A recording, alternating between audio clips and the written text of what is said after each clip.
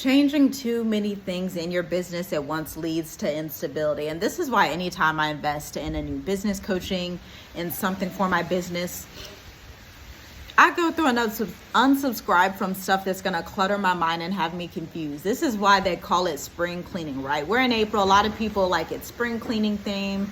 We're cleaning our houses. We're going back to old stuff. We're doing all these different changes. Make sure you also do that in your business, because once you're cluttered with too much marketing information that does not apply to you, you get paralyzed. And when you're paralyzed, you're like, oh my gosh, what do I do for my marketing strategy? Do I go on Reels? Do I go on YouTube? Do I do, what's the new thing? Threads? Do I do this? Do I do that? Do I go on Twitter? Do I do this? Do I do that? And really, you just need to be focusing on one thing. And you probably already know what I'm going to say.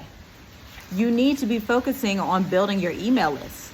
That's number one. Let me tell you why. Building your email list has to be number one, because this is a platform that you own. Similar to your website, you're not borrowing somebody else's time on Instagram. You're not borrowing Mark Zuckerberg's Facebook. It's your platform that you own. And as you build an asset like that, because an email list is an asset for your business to diversify your marketing strategy. It's an asset straight up. Once you build that asset out and you have thousands of subscribers, which basically equates to having a theater of 1,000 and more people that want to hear from you. Like people coming into a huge theater and they want to hear from you, but it's virtual, so you take it for granted. And so when you take it for granted, you're like, okay, I don't really want to show up. Imagine if somebody booked out a theater for their speaking engagement. They had people pay like $10 per ticket, something like that. It's 20,000 people. Let's say it's 20,000 people. And then the speaker's like, oh, wait a minute. I don't really think they want to hear from me.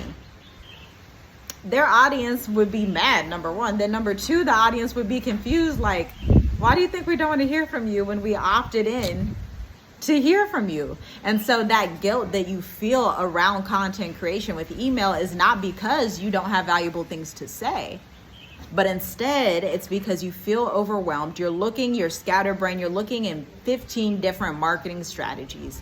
And then you start feeling that guilt and you're like, oh, I'm not making good use of what I already have right in front of me. Guess what? This is a great time to go ahead and let that guilt slide. Feel it, acknowledge it, let that guilt slide, and just continue to show up as a sophisticated CEO. A sophisticated CEO is steadfast in their approach to their business. They know what they want, they know what they're doing, they have a one-mind trajectory, and they're gonna get there. And so when they say, I'm going to build my email list this year, as y'all were saying in January, they follow through and have the results to show that they've been doing it. Now, if you're someone you don't have those results to show, it's okay.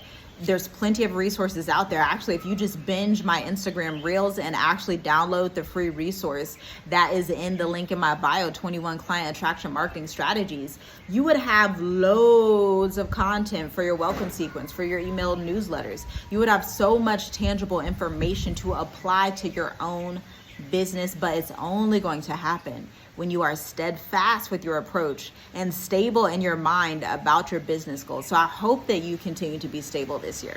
Talk soon.